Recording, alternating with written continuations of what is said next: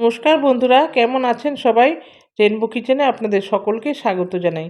আমি আজকে বোয়াল মাছের মাথা দিয়ে পাঁচমিশালি একটি সবজি করব।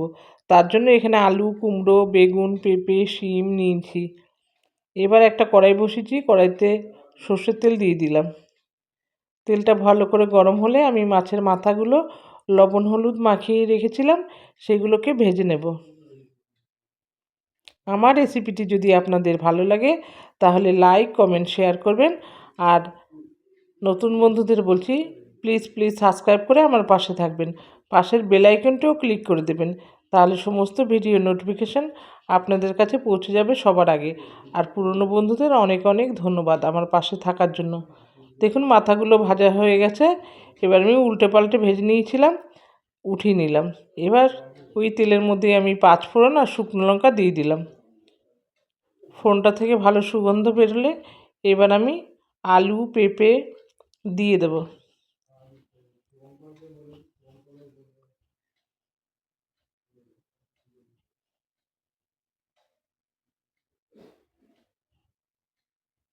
আলু পেঁপে দিয়ে একটু ভাজা ভাজা করে নেব। তারপরে বাকি সবজিগুলো দিয়ে দেব।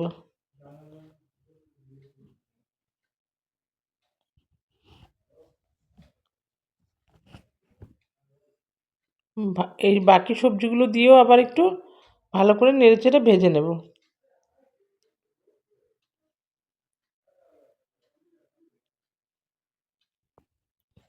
এবার দিয়ে দিলাম চেরা কাঁচা লঙ্কা, হলুদ গুঁড়ো আর স্বাদ মতো লবণ, আর জিরে গুঁড়ো দিয়ে দিলাম।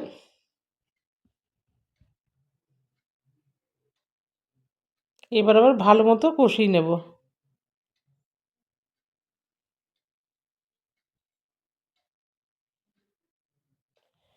এই তরকারিটা খেতে কিন্তু ভালোই লাগে, আপনারাও একবার ট্রাই করে দেখবেন।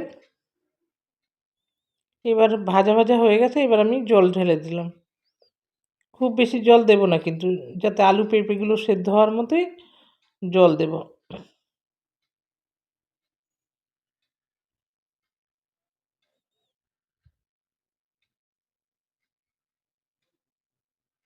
এবার আমি ঢেকে রাখলাম।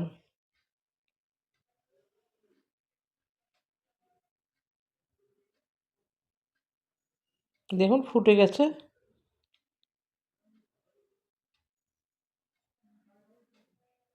এবার আমি সবজিগুলো একটু ভালো করে এরকম ভেঙে ভেঙে দেব।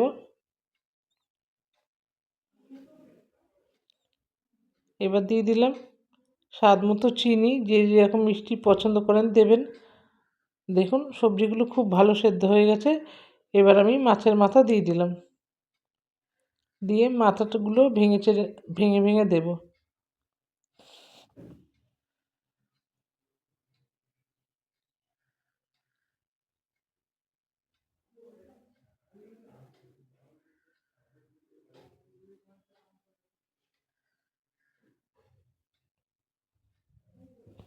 এবার একটু ধনেপাতা দিয়ে দিলাম, দিয়ে ভালো করে নাড়াচাড়া করে মিশিয়ে দেব। তারপর সার্ভ করে নেব।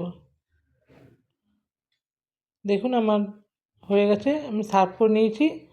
আবার দেখা হবে পরবর্তী ভিডিওতে। ভালো থাকবেন, সুস্থ থাকবেন। ধন্যবাদ।